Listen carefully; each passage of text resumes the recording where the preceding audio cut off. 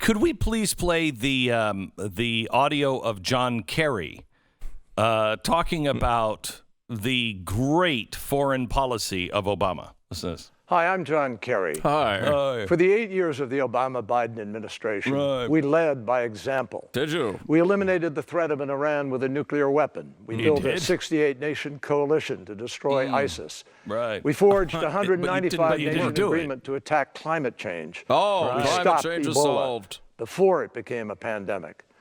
Donald Trump my inherited gosh. a growing economy and a more peaceful world. And like everything else he inherited, he bankrupted it.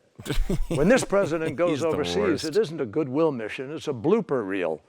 He breaks up with our allies and writes love letters to dictators. Okay, stop. America I can't, deserves Guy's a trying so president. hard. I can't It's so take it. cute. I can't take it. I mean, this is hysterical. How can he make this case with just the news coming out of the Middle East this week? They've done everything they can to make this into no big deal. But you now have not only the UAE, looks like Morocco is now saying they're going to be the next to normalize relations with Israel. There are 5 countries that announced yesterday that they are looking to normalize relations. That's Bahrain, Oman, Morocco, and looks like Saudi Arabia is quietly sniffing around, and Qatar, or Qatar as we used to say. Today, the news comes out that Sudan is going to normalize ties with Israel. How can you possibly say we had a safer Middle East? You didn't stop ISIS. In fact, you guys were the ones who armed ISIS. When Donald Trump came in, he ended ISIS. Now, they're not completely gone, and they're going to come back, but still, It's a major accomplishment of his it's a administration. major Which is accomplishment. totally ignored now. It was the biggest foreign affairs issue when Trump came into office, Correct. and now it's not even an issue. Not even an issue. That is something he should get Right. points for. And the Middle East, what Donald Trump did on the Middle East is unbelievable. It shows stop listening to the State Department. Everything. He doesn't care what the State Department says. In fact, I think he probably does a lot of stuff the State Department says not to do just because they told him not to do it. But if you look at what the State Department has always said, and all of these experts, that this, if you move the embassy and you recognize Jerusalem, you're going to set the whole Middle East on fire. No, didn't happen. Didn't happen. In fact, the opposite has happened.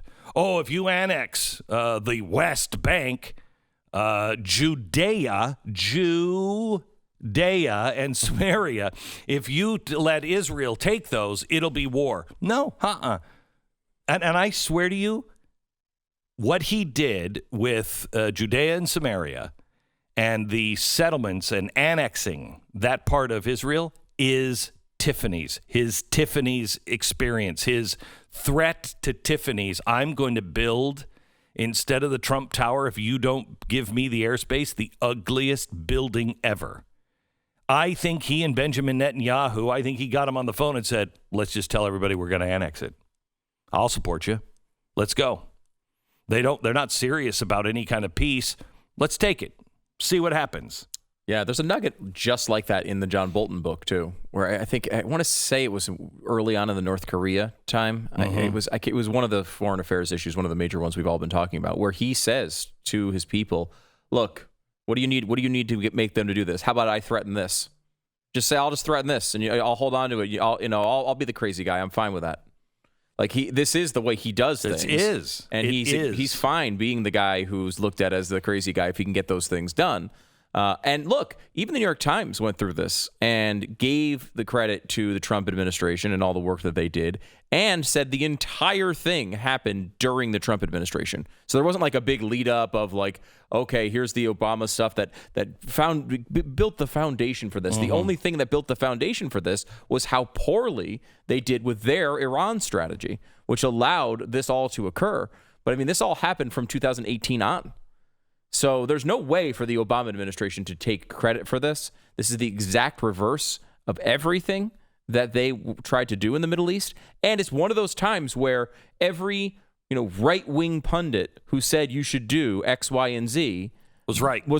100 Just straight out right. No arguments. Right. You never know with the Middle East. Could this all fall apart? I mean, of course, because everything always falls apart there. But this is more promise than you've had in the Middle East in decades. It seems like the momentum's going the right way instead of the wrong way for once. And this is all... It's going to turn around. I mean, it has to. Jesus is coming. So it's going to turn around. But we've never seen this kind of historic action before, ever.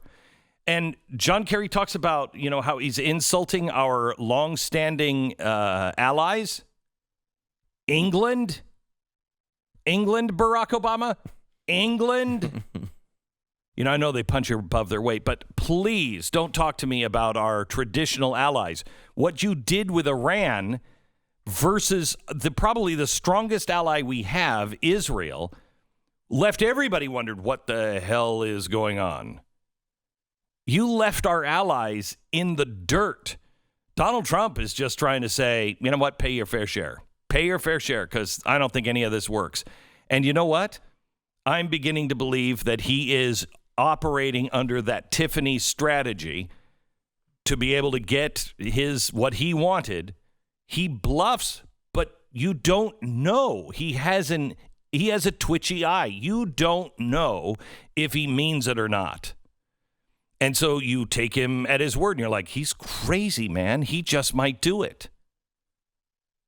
Would he have built the ugliest building on Fifth Avenue just to spite Tiffany's?